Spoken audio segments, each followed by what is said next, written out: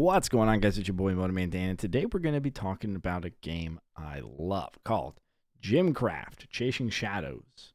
Now, there's 3 Gemcraft games. The next video will be on the 3rd one. This is the 2nd one, Chapter 2. All 3 of them are a story. There's a whole lore and everything behind it. The first one, I think, is only on Flash. It never got ported over into Steam, but Steam does have the 2nd and 3rd installations of the game. I know nothing about the lore. I've played all 3 of them quite a bit, but I know nothing about the lore. So, let's talk about this game. In Gemcraft, I think all of them are going to have the same stats here, but we'll figure that out. So, for Chasing Shadows, at least, the towers, I give it a 10 out of 10. So you've got 9 different gems. First one is mana producing. Whenever it hits, it steals mana. When you have a gem inside of a tower, it does more damage, less special. The special for the orange is to receive mana, but then it does less damage if it's in a trap. So if it's in a tower, it'll do more damage, receive less mana.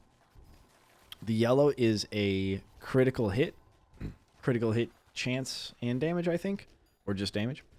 Or maybe just chance. No, I think it is critical hit damage.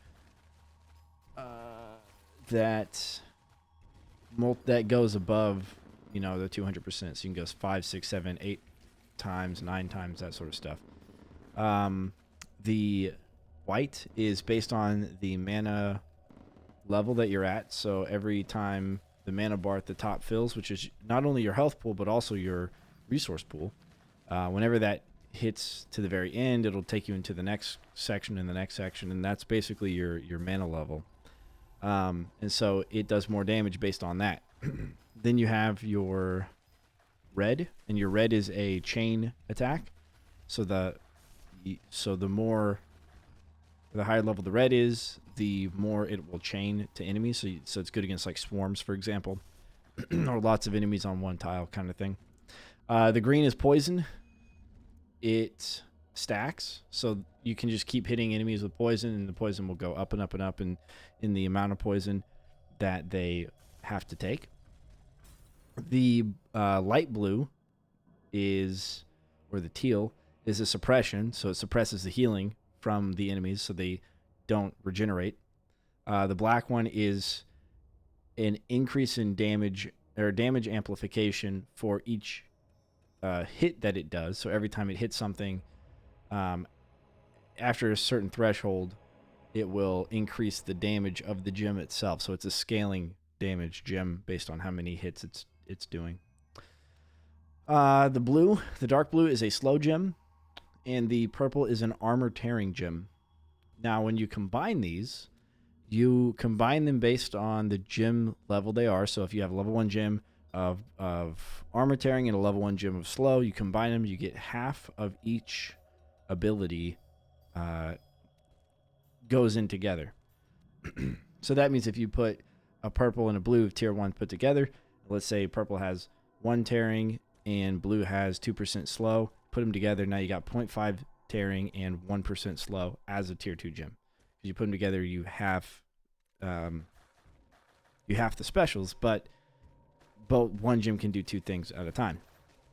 So as you can imagine, there is a countless opportunity for all sorts of stuff. And on top of that, you don't have to put the same grade of gem. You can have a tier 8 yellow gem doing critical and put a tier 1 red gem, which we do a lot in here. We do yellow black at a high tier, combo that, put a low tier red. That way it can spread out its attacks just a little bit, because we don't need it to do it a lot for like the big guys or anything. So we do that. And then you can keep putting in gems of a lower level to give a higher level gem those properties without increasing the gem level itself. So if I'm like, okay, by the end of my kill box, I'm using a few towers to do this, and maybe by the end of my kill box, an enemy is coming through with like 50 armor, they start with 2,000. Maybe I need a little bit more armor tearing, so I'll take a tier 1 purple, throw it into the gem I already have, and that will take care of that problem for me. something simple like that, right? So there's a countless amount of modifications you can do to towers. This same thing goes with traps, and the amplifiers amplify the tower's specials, damage, and range.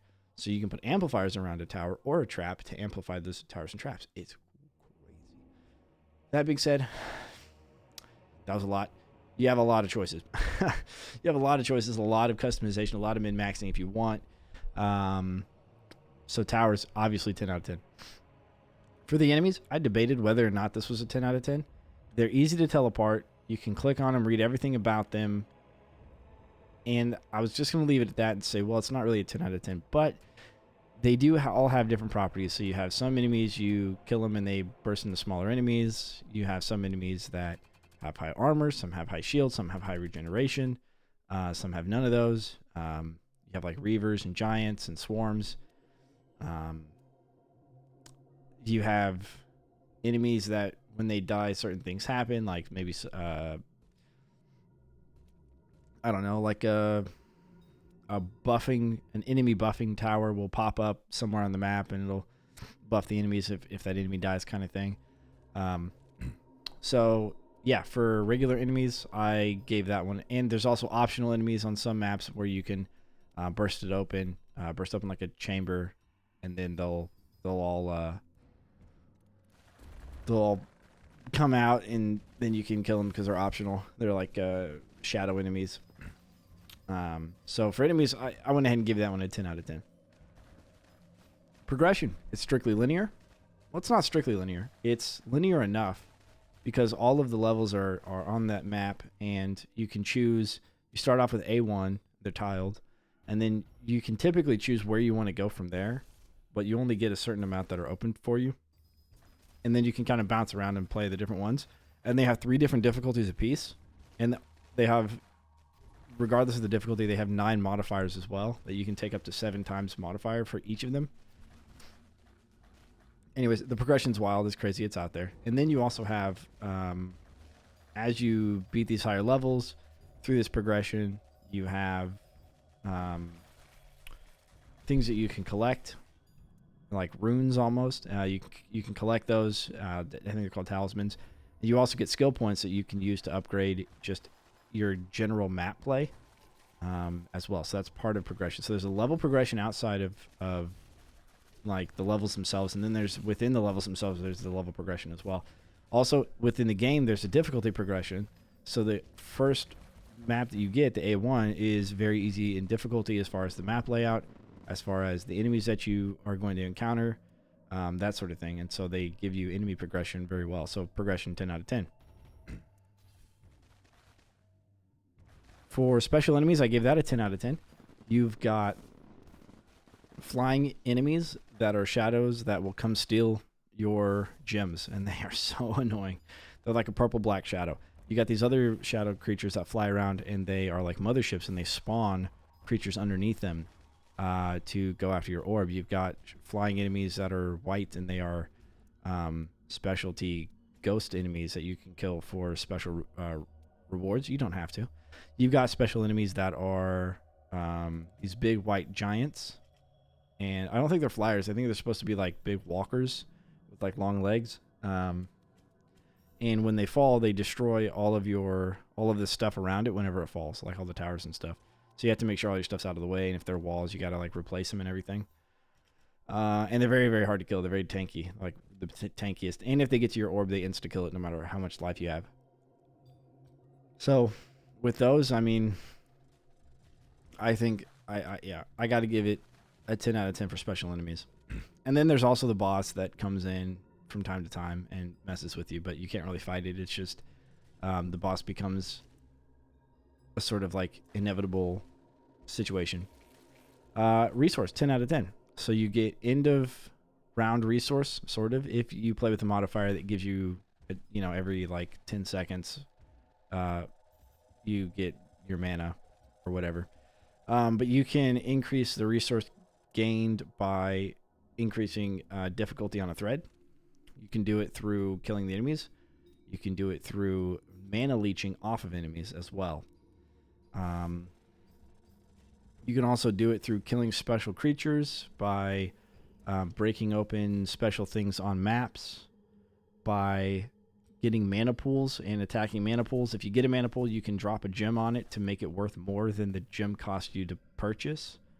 It just then you'll have to attack the mana pool with any gem at all, and then you'll get mana from it. So it's there's plenty of different ways to get resources, and you just gotta look for them.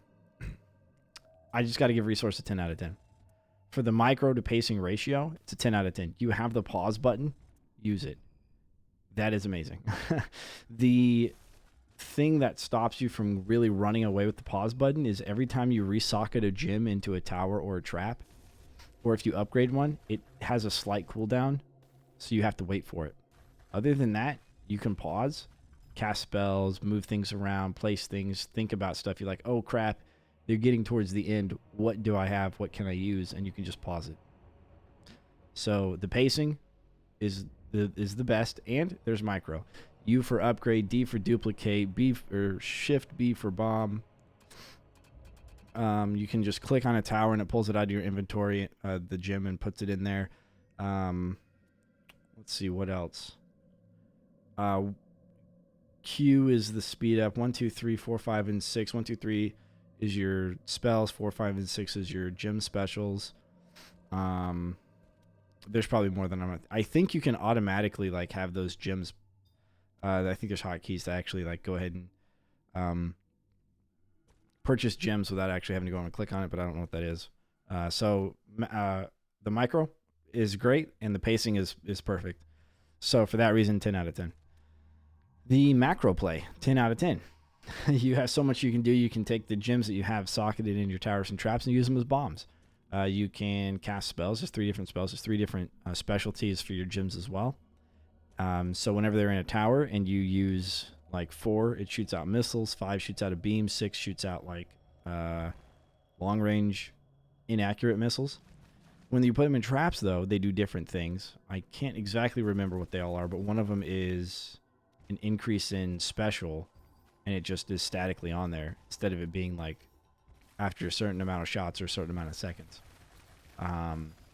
So for macro, there's a lot you can do, and the pause button helps you do a lot of that. So for that, I give it 8. Oh yeah, and there's also little shrines that pop up. You can put gems into these shrines, and these shrines will have an effect on areas around them. So for that, 10 out of 10. Okay, map design, 10 out of 10. We're getting a lot of those for this one. The map design's a 10 out of 10 because you can maze all around the map. Usually, most maps, you can maze all around them. They have monster spawn locations that you can disable by attacking them, some of them. They have little doodads that you can shoot with bolts or drop bombs on or whatever, and they'll pop open. All the maps are unique and different enough, and there's enough of a spread of different kinds of maps where some are very trap oriented, some are very tower oriented, and some are very maze oriented. It's just, yeah, the map design is great. You have a lot of control over what that kind of looks like in the end, and yeah, so map design, 10 out of 10. The strategy to combat ratio, I give it a 10 out of 10 because it's purely strategy, no combat.